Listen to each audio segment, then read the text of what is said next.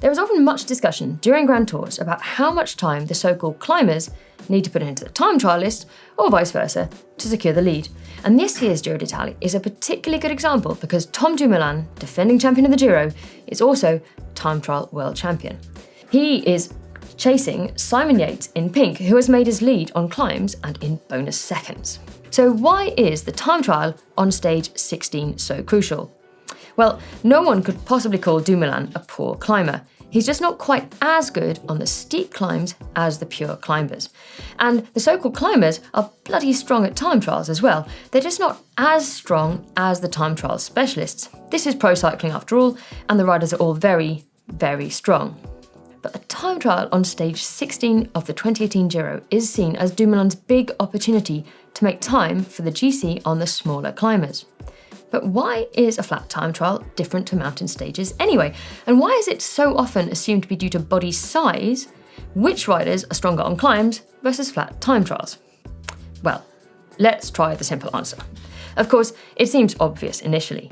Power to weight is the main determining factor on climbs, which means that smaller riders can drop taller, heavier riders, even though the threshold power of the smaller rider might be lower. But in a flat time trial, your mass is largely irrelevant, as once you're up to speed, it does not decelerate you at all. Except, of course, every time you go up a hill or you have to accelerate out of a corner. But the time trial we're talking about, from Trento to Roverto, is largely flat and untechnical. But on the flat in a straight line, mass makes no difference. So it's just pure power that counts, and smaller climbers with lower body mass but also lower threshold power simply cannot compete against larger, heavier, more powerful time trialists. Simple. But it's not quite as simple as that, of course. Now, speed in a time trial is largely determined by the ratio of your power to your aerodynamic drag. And small riders are smaller, and therefore one would think they would have less drag. In cycling at race speeds, roughly 90% of the total resistance opposing your motion depends on aerodynamic drag of air, which is directly proportional to the effective frontal area. The other 10% is lost in rolling resistance and friction losses.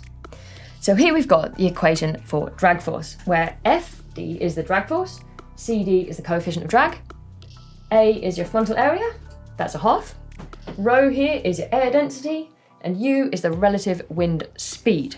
So you can see that your drag force is directly proportional to your frontal area. Now, clearly a smaller rider can make themselves smaller on a time trial bike, so they have a smaller effective frontal area and thus less drag. So why don't the smallest riders always win flat time trials?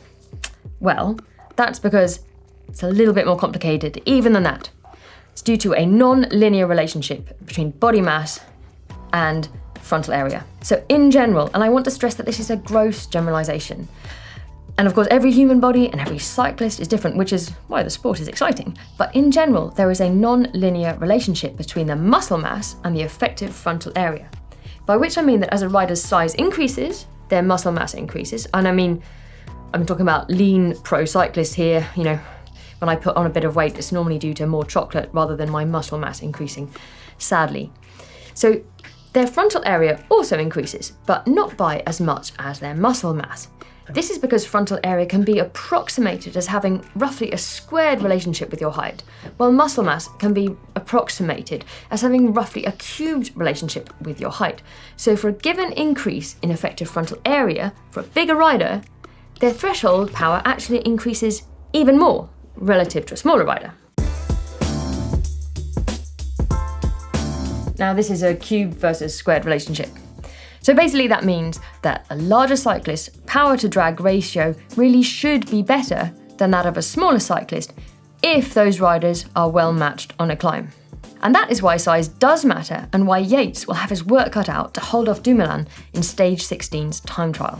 Okay, now to the caveat. So clearly I have made some major assumptions here, and I expect a flurry of comments objecting to what I've said. And yes, the success of some small cyclists at time trials does seem to totally disprove this, but it's meant to be a generalisation, and of course it doesn't hold true in every case.